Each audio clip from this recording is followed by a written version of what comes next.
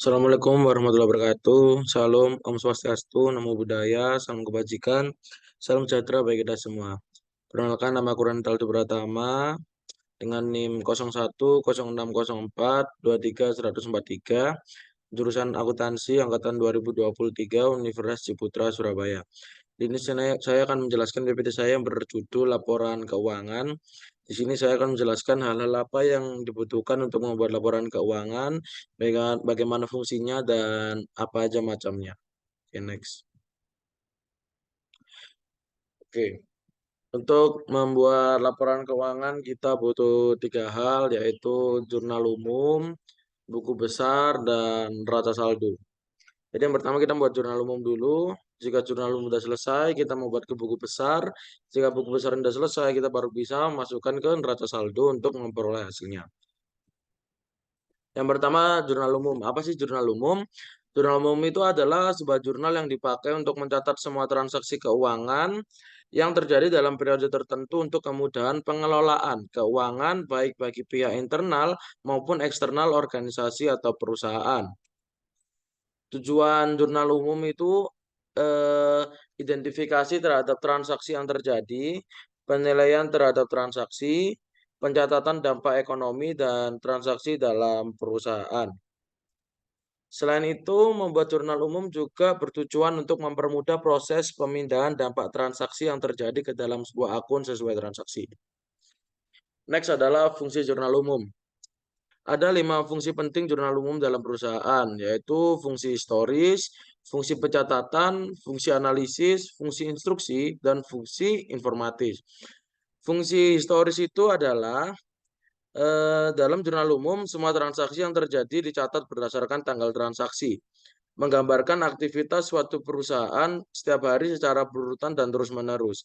Dengan kata lain, jurnal umum disebut memiliki fungsi historis karena dilakukan secara kronologis dan sistematis.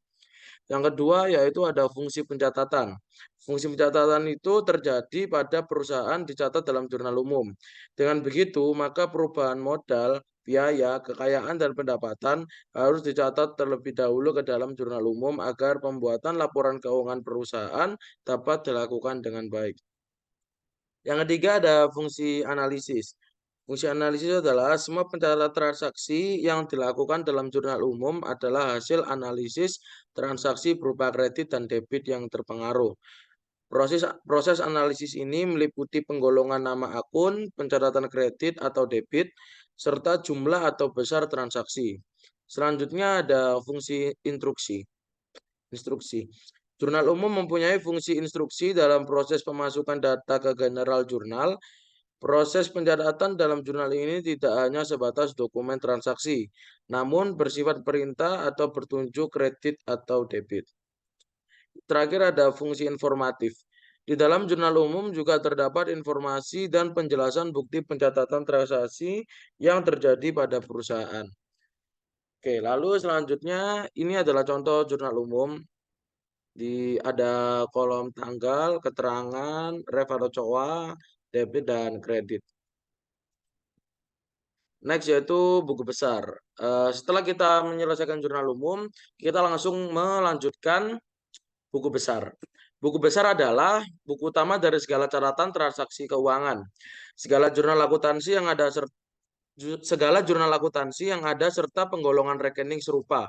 Buku besar juga menjadi dasar dari pembuatan laporan laba rugi dan laporan neraca. Buku besar dapat menjadi tempat memberikan informasi saldo serta nilai transaksi pada setiap kode perkiraan dalam periodenya. Fungsi dan manfaat buku besar. Fungsi buku besar itu sendiri adalah meringkas segala data transaksi yang telah tercatat dalam jurnal umum. Selain itu, fungsinya juga sebagai alat mengelompokkan data keuangan sesuai jumlahnya, mulai dari terbesar hingga terkecil. Adapun manfaat buku besar yaitu membantu mempersiapkan dan menghasilkan laporan keuangan yang dapat dipercaya dan selesai tepat pada waktunya. Next ada jenis buku besar. Buku besar terbagi-bagi dalam berbagai jenis menurut fungsinya. Buku besar terbagi menjadi 4, yaitu buku besar umum, buku besar pembantu, buku besar kreditor, dan buku besar debitor. Yang pertama ada buku besar umum. yaitu rangkuman catatan segala perkiraan yang berdiri sendiri pada suatu periode tertentu. Isinya antara lain adalah kas, modal, persediaan utang, dan juga piutang. Buku besar jenis umum adalah ikhtisar pengaruh transaksi pada perubahan mencakup modal perusahaan, aktiva, serta kewajiban perusahaan. Yang kedua ada buku besar pembantu. Jenis-jenis buku besar berikutnya adalah buku besar pembantu atau sering disebut juga sebagai buku tambahan. Buku besar ini berisi daftar rekening yang dengan khusus mencatat utang dan piutang usaha secara detail. Yang ketiga ada buku besar kreditor. Buku besar kreditor yaitu tempat pengumpulan informasi hanya dari satu jurnal yakni pembelian. Fungsi buku besar jenis ini adalah memberikan informasi tentang berapa jumlah utang uang kita dan kepada siapa kita berhutang. Yang terakhir ada buku besar debitor. Jenis-jenis buku besar debitor adalah tempat pengumpulan informasi dari jurnal penjualan saja. Manfaat buku besar jenis ini adalah memberikan pengetahuan tentang pelanggan mana yang memiliki utang dan berapa besar jumlahnya. Oke, setelah kita menyelesaikan buku besar, next adalah neraca saldo. Tapi sebelum itu kita lihat contoh buku besar. Contoh buku besar ini kayak apa ya, penggolongan gitu kayak gas sendiri, piutang sendiri, persediaan sendiri, utang dagang sendiri. Oke, next ada neraca saldo. Neraca saldo itu adalah bagian dari laporan keuangan suatu entitas yang dihasilkan pada suatu periode. Akuntansi yang menunjukkan posisi keuangan dari suatu entitas tersebut pada akhir periode tersebut. Fungsi neraca saldo. Fungsi neraca saldo adalah fungsi pencatatan, fungsi koreksi, fungsi monitoring dan fungsi fungsi persiapan. Maaf di PPT saya ada yang salah. Fungsi pencatatan adalah berfungsi untuk mencatat semua data akun. Fungsi ini sangat penting dan dibutuhkan terutama dalam bidang akuntansi. Yang kedua ada fungsi koreksi. Berfungsi untuk memperbaiki kesalahan pencatatan. Misalnya terdapat kekurangan catatan saldo maupun kelebihan. Yang ketiga ada fungsi monitoring. Digunakan untuk pengawasan atau monitoring dengan neraca saldo, laporan keuangan dapat lebih terkontrol. Yang keempat ada fungsi persiapan. Ini fungsinya untuk mempersiapkan pembuatan laporan keuangan di akhir periode. Selain itu, neraca ini dapat dimanfaatkan untuk rujukan perencanaan bisnis pada periode berikutnya. Manfaat neraca saldo. Neraca saldo memiliki manfaat yang sangat penting bagi perusahaan. Adapun manfaat neraca saldo adalah satu untuk laporan keuangan, dua untuk mengurangi resiko kesalahan. Ini adalah contoh neraca saldo. Jadi kayak hasil dari kas, hasil dari piutang dagang, hasil dari yang lain-lain, debit kreditnya ditulis, lalu dijumlahkan. Jika balance, maka laporan keuangan telah selesai.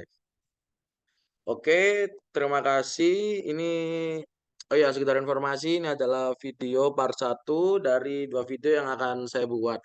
Jadi yang video pertama ini saya menjelaskan tahap-tahap membuat laporan keuangan dan video kedua saya akan membuat cara membuat laporan keuangan tersebut mulai dari jurnal umum, lalu ada buku besar, neraca saldo, terus saya akan memberi studi kasus yang akan saya kerjakan dan ya ditunggu saja. Oke, thank you, bye.